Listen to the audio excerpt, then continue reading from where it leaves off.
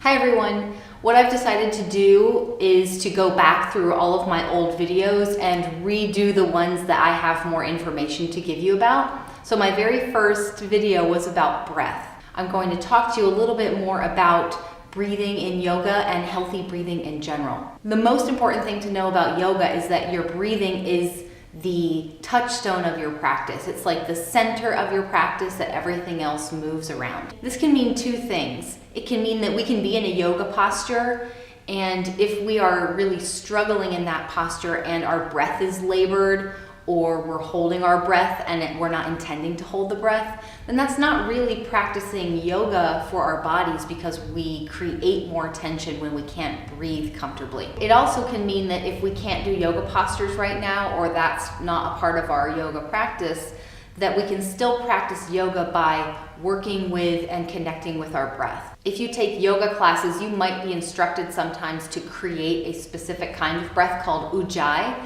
and that's spelled U-J-J-A-I. And that's a breath technique where you basically constrict all around the circumference of your throat, so your throat opening becomes a little bit smaller, and it creates this warming friction on your inhale and your exhale. And I can talk about that in a separate video. But one thing to think about is you don't need to hold something like that for your entire practice, or breathe in a way that might create tension for you. One reason that that breath is cute is because it can create a soft noise, at least for you in your own space to hear and to follow, to make sure you're moving with your breath. But in my opinion, it is sufficient to create a comfortable and an even natural breath, and to move through your yoga practice with that. So one thing to know about breath is that it's actually very easy to breathe improperly and to breathe into places in your torso that can create muscular tension and also stress.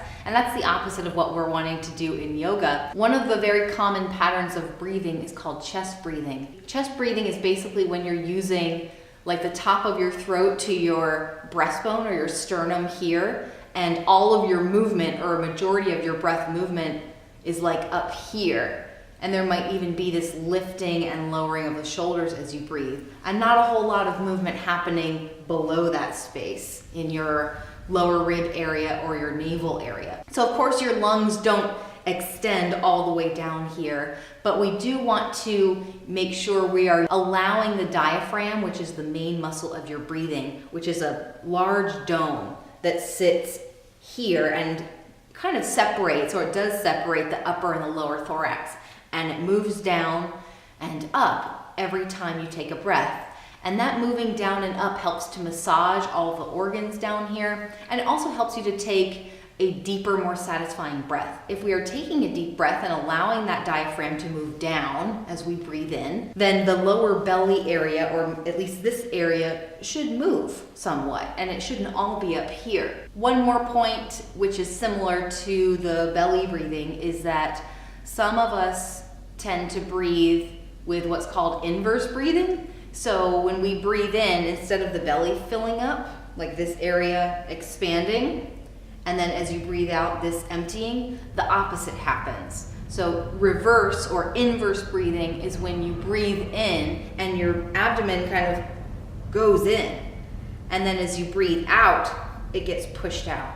And this is the opposite of what should be happening with our diaphragm. As you breathe in, more air is filling up this space, right? Like this space is going to expand and get larger, and your diaphragm is going to move down to make room for that extra space, which means that all of your organs and everything that's so important down here gets displaced and gets pushed down somewhat. And that means, in English, that your belly should move out a little bit as you breathe in. And as you breathe out, all of this space is going to shrink because you're breathing that air out. So this space gets smaller, your diaphragm relaxes and moves back up, which means that everything which was pushed down and displaced down here can now move up again. That means as you breathe out, this should move back in somewhat. I'd like you to try this with me lying down on your back, because it is easier to breathe when you're lying flat on the floor with gravity kind of pressing on your torso evenly. So go ahead and lie down on your couch or on the floor, somewhere comfortable, and you can have your legs bent. And please place one hand on your upper chest area with your elbow kind of draping down, or you can put a pillow under here. And place your other hand where your lower ribs become your belly. I'd like you to take a few breaths and just notice how you are breathing right now without changing your breath at all.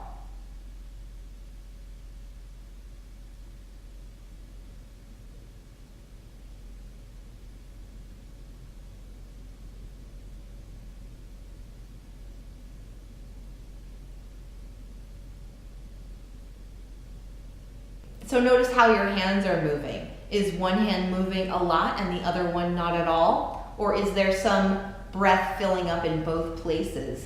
There are a number of different ways that we can help the breath understand that it can go lower. One way that might be helpful is to imagine that your lungs are these long, like cylindrical balloons that go all the way to the top to the bottom. And as you breathe in, you're going to breathe in where it's easy for you right now in the upper chest. But then I'd also like you to think about breathing in and letting the balloon fill up a little bit lower than that, right underneath that hand that you have on your abdomen. So try that once or twice. Just imagine that you're filling up these long balloons going straight up and down.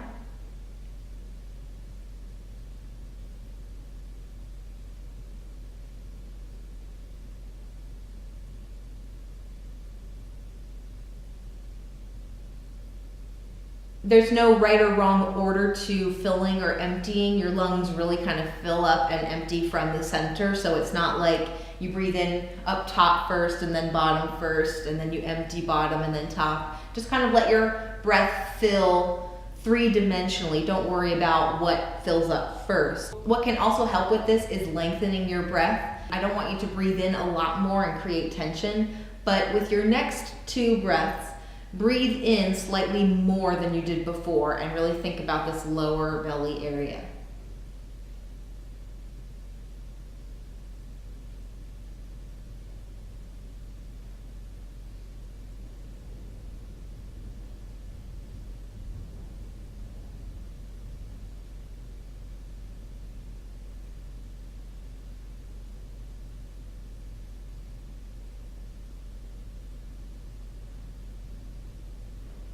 Remove your hands and just take a natural breath. Maybe take a stretch before you sit back up again. You could even put both hands on your belly when you're lying down there, because having that physical feedback can be really helpful. You could also put a folded bath towel or something with some weight here on your abdomen. You won't always be taking deep, long breaths like that, especially when you're doing yoga postures, but it's so important to begin your practice with some basically breath yoga and loosening up around the area of your breath so that that movement is possible. Your yoga practice becomes not just these movements on the outside with like this stuckness in here. If our breath is able to expand really comfortably, then it can make even those postures that seem really challenging or that are very challenging more accessible and more comfortable, because we have that inner movement going on as well as the outer movement of the body. So again, the point of all of this is to create a comfortable breath which is moving with the natural rhythm of your body, the way that your body is wanting it to move. And there's so many benefits outside of just having a comfortable yoga practice to breathing this way. Diaphragm moves down, chest fills up, belly fills up, diaphragm moves up, you breathe out, belly moves back in. And this happens all day long, every day, whether we're doing yoga poses or not. And so it's really worth taking some time to make friends with our breath, to notice what's happening. You can help decrease and prevent muscular tension in the body from breathing with muscles like these ones that don't need to work that hard when you breathe, which helps you to lower your stress. As your breath becomes slower and more full, it helps your relaxation system, your parasympathetic nervous system, to work basically, and you become less stressed. And both of these things together have a myriad of benefits for our physical, mental, and emotional well-being. So I hope that this video was helpful. We can go over specific breathing techniques, which in yoga we call pranayama techniques, in other videos. But this is definitely the most important one before we even get into manipulating the breath or changing the breath at all, is to ensure that our bodies understand how to breathe in a really comfortable, satisfying, untethered way. So thank you so much for watching, and I will see you in the next video.